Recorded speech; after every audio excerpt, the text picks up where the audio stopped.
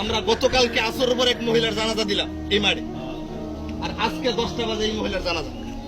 এই জানাজাগুলো আপনি আমাদেরকে কি শিক্ষা দেয়?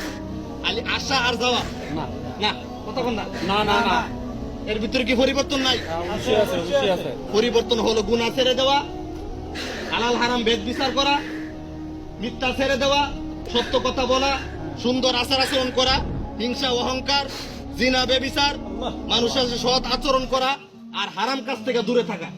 এটাই আমাদেরকে শিক্ষা দেয়। আমি যতটুকু জানি এই মহিলাকে আমি কোনোদিন দেখিও নাই, আর এই মহিলাকে আমি চিনিও না। তো দোয়া চাইছে বাবুল ভাই, আর মসজিদে যারা যাইতো তারা দোয়া চাইতো। বিশেষ করে 2 জন মহিলা গুরুতর অসুস্থ হয়ে বাড়ি, এর মধ্যে বাবুল ভাইয়ের এই পরিবার আর বাসির ভাইয়ের একটা পরিবার। তো আমাদের কাছে কিছুদিন আগেও দোয়া চাওয়া হয়েছে, আমরা দোয়া করেছি। তো গতকালকে এই বাবুল ভাই আমরা ফজর নামাজ পড়ে বাইর হয়েছি, মক্তবের বাচ্চা কাচ্চা মসজিদে আসতেছে, আমি আবার বাইরে একটু হাঁটাউড়ি করি, বাবুল ভাই এদিকে দৌড়ে যাইতেছে। তো যাইবালা আর আমি কোনো জিজ্ঞাসা করছি না। যখন আসে তখন আমি বললাম, বাবুল ভাই দৌড়াদৌড়ি করে তো বাচ্চার মা তো ভীষণ অসুস্থ, হসপিটালে নিয়ে যাচ্ছি।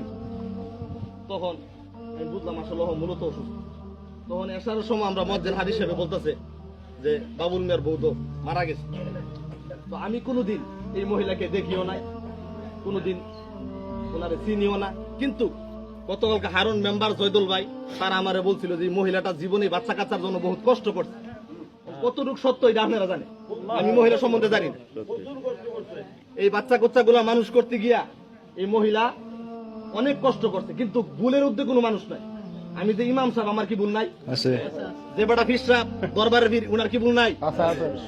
আরো যত কিছু বলেন, মানুষ বলতেই ভুল। এই মহিলা তার বড় মেয়ের বিবাহ দিয়েছে, আর ছোট একটা মেয়ে আছিল দীপা বলে না, আমরা মক্তব্য করতো। তো দীপারও বিবাহ দিছে মনে হয় চট্টগ্রাম, এই রোজার আগের দিন। রোজা গেছে শুক্রবারে, বৃহস্পতিবারে বিবাহ হয়েছে, আমি বিবাহ করাইছি। তো আরেকটা ছোট মেয়ে কোরআন শরীফ দিছি রোজার আগেই, এর ছোটটা ফাইমানা নাইমা বলে না। আর কুলে একটা ছেলে আছে বাবুল ভাই। তো আসলে ছেলেটার দিকে তাকাইলে ওই যে হাদিস সাহেব বলছে, আল্লাহর সিদ্ধান্ত ওটাই সিদ্ধান্ত, আর কোনো সিদ্ধান্ত নাই। আমাদের আমার আফসোস আর কোনো কাজ হইতো না, কি ফিরাই আবার ওনারা আনতে পারাম না না না, এটাই জীবন। আচ্ছা এই বাচ্চাগুলা এতিম হয়ে গেল, সংসার জোড়াই দিয়ে গেছে, নেক্সটে যে আসবে সে শ্যামকার বুক করবে, কিন্তু উনার স্মৃতিগুলা রয়ে যাবে। কি কথা বলেন না? ঠিক ঠিক। আজকে মেয়েগুলা বুঝতেছে মা কি জিনিস, এটাই জীবন। এই মহিলা জীবনে অনেক কষ্ট করেছে, আমি শুনেছি আমার মুসল্লিরা বলছে, বা অনেকেই আমার কাছে বলছে, আমি তো চিনি না জানি না, কোনোদিন দেখিও নাই, কিন্তু বলছে এই পরিবার ঘর দরজা নিজের ছেলে মেয়ের জন্য নিজের জীবনটা ত্যাগ দিয়ে গেছে। আজকে আমার কাছে আপনারা বলেন, ওনার ছেলে মেয়ে, ওনার স্বামী মনে ওনার কবর যাইব কি? কুদ্দুরের জন্য কি বাবুল ভাই কবর শুইতো না? না, ওনার ছেলে মেয়ে তো কার জন্য করলে? আমার কথাটা বুঝে আসেন, নেগেটিভ নিয়ে না পজিটিভ রাখেন। এখন এই অল্প সময়ের জন্য একটা সেকেন্ড ওনার কবর যাইতে কেউ রাজি যাবে না। আর এবেন এখন যদি বলি বলে আজকে ওনার লাশটা দাফন করতাম না, আগামীকাল করাম, কথার কথা আর কি। আপনারা কয়েকজন ওনার সাথে ওনার সাথে বাড়িতে লাশটা রাখার পরে কতজন পাহারা দিয়ে দেখবেন, একটাও দর কাছে কথা কন না? ঠিক ঠিক। আপনার নিজের ছেলে সন্তান আরো যত আবেগ বলে কেউই তার কাছে, তার মানে বুঝবেন দুনিয়াটাই দুকা। দুনিয়াটা কি কত দিতারবেন, খাওয়াই তারবেন তৎক্ষণ বালা। একদিন দিচ্ছেন না, দেখবেন 5.5 বছর শেষ। তো আল্লাহ বলছেন, বান্দা আমি তো তত্ত্বে এত চাই না, তুই আমার একটা শেষ দানা দিবি। তৌফিক থাকলে হজ করবি, আর 5 ওয়াক্ত নামাজে গিয়ে আমার একটা শেষ দানা দিবি। আর কি কাম তোর? কুচ্ছু কাম নাই।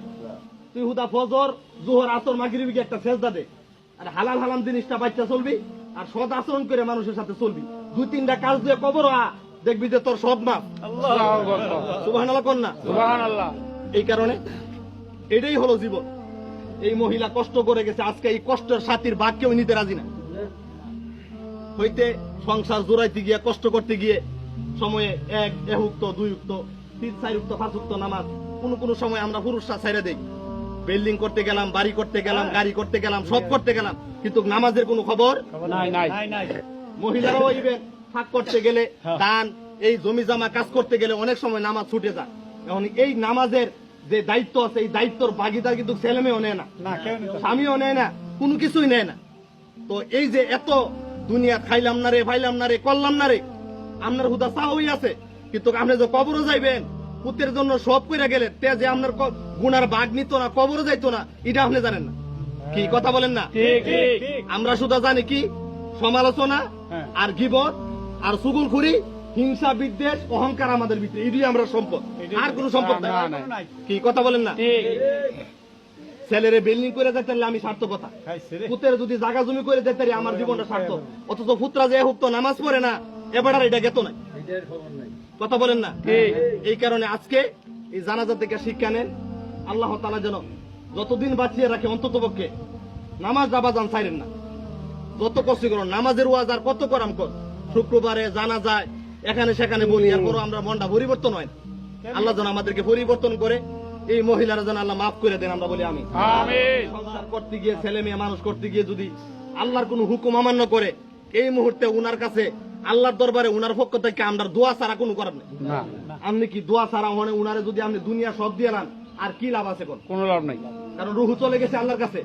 খালি এখন আমরা মুর্দা দাফন করাম, আল্লাহর পক্ষ থেকে আবার রুহু পাঠানো হবে, তখন ফেরেশতারা সাওয়াল জব করবে। আলহামদুলিল্লাহ, আলহামদুলিল্লাহ, এটা আল্লাহর পক্ষ থেকে ফাইসালা। এখনো তিনি মুর্দা, আর কোনো জবাব নাই, কিন্তু এখনোই একমাত্র সম্বল ওনার জীবনে যে আমল করেছেন আর ইমান হলো ওনার সম্পদ, আর কোনো সম্পদ নাই। এই মহিলার জন্য খাস করে দোয়া করি। ছোট্ট একটা কুলের সন্তান আছে, আর তিনটা কন্যা সন্তান আছে। আল্লাহ তাআলা যেন এই বাচ্চা কাচ্চা সহায় হন। নিজে আমাদের নবীজি তো এতিম আছি, বহু সাহাবারা তো এতিম আছি, তো এতিম হলেই মন ভাঙ্গা যাবে না। আল্লাহ সিদ্ধান্ত যদি চূড়ান্ত হয়ে থাকে, আল্লাহ যদি মহিলাকে মাফ করে, এটাই সার্থকতা। কি কথা বলেন না? আপনি 100 বছর হায়াত পাইছেন, আল্লাহ আমাদের প্রতি রাজি খুশি না, আমি হায়াতের কোনো দাম নাই। কি কথা বলেন? আর আমি 20 বছর বাঁচলি, আল্লাহ বলছে যা তোর 20 বছর হায়াত দিয়া তোর আমি ভালোবাসি, তুই আমার কাছে আ। এই মুহূর্তে যদি আমার রুহু কবজ করে, আমার জীবন সার্থক, কারণ আল্লাহ আমার কবুল করছে। আলহামদুলিল্লাহ বলে। আলহামদুলিল্লাহ। এই মহিলাকে মাফ করুক, বাবুল ভাইকে ধৈর্য ধারণ করার তৌফিক দান করুক। ছেলে মেয়ে আছে, মেয়ের জামাতারা আছে, আত্মীয় স্বজনরা আছে, জ্ঞাতি গোষ্ঠীর মানুষ আছে। আল্লাহ তাআলা যেন সকলকে ধৈর্য ধারণ করার তৌফিক দান করে। খাস করে এই মহিলার জন্য আমরা দোয়া করব, আল্লাহ যেন ওনাকে ক্ষমা করে, আল্লাহ আমাদের প্রত্যেককে যেন ক্ষমা করে। এই কারণেই আমরা প্রায় বলে থাকি, হিংসা, বিদ্বেষ, অহংকার, চুগলখুরি, সমালোচনা, ভুলের ঊর্ধ্বে কোনো মানুষ নাই। ভুল থাকলে তার ভুলটা আপনি ধরিয়ে দিবেন, ত্রুটি থাকলে তাকে সংশোধন করে দিবেন, কিন্তু সমালোচনা আমরা যেন না করি। এই মহিলা চলে গেছেন, উনার আর কোনো কিছু করার নাই। একজন ইহুদি লাশ যাচ্ছে মসজিদে নববীর সামনে দিয়ে, আল্লাহ নবী মসজিদে নববীতে বসা, এই মুহূর্তে ইহুদির লাশ যাচ্ছে, আল্লাহ নবী দাঁড়িয়ে গেলেন। তখন একজন সাহাবা বলেন, ইয়া রাসূলুল্লাহ, হাযা ইহুদি, সে তো ইহুদি, আপনি শ্রেষ্ঠ নবী, আপনি ইহুদির লাশ দেখে সম্মান করলেন। আল্লাহ নবী বলেন, সাহাবা, তোমার কাছে সে ইহুদি হতে পারে, আমার কাছে সে একজন মানুষ। সুবহানাল্লাহ বলবেন না? মানুষ হিসাবে তাকে সম্মান করলাম, সে আমার উম্মত না, কিন্তু আল্লাহর তো সৃষ্টি, কিন্তু এই হিসাবে আমি তাকে সম্মান করলাম। ভুল উদ্যোগ তার থাকতেই পারে, কিন্তু তার আমল নিয়ে সে কবর চলে গেছে। আর আমরা এমন খাদ্য তৈছে, মৃত্যু ব্যক্তির নামে যদি সমালোচনা করি, কি মারা গেছে 20 বছর, 15 বছর হয়েছে, 5 বছর হয়েছে, এবার আর ওই দুনিয়ার কিত্তা কাহিনী শাস্ত্রুলো দোহানদানো বই আমরা কই, আমরা খাদ্য তো খারাপ হয়েছে। লাশ সামনে আইলো আমরা পরিবর্তন হই না। আল্লাহ আমরা হেদায়েত করুক, আমিন করুক।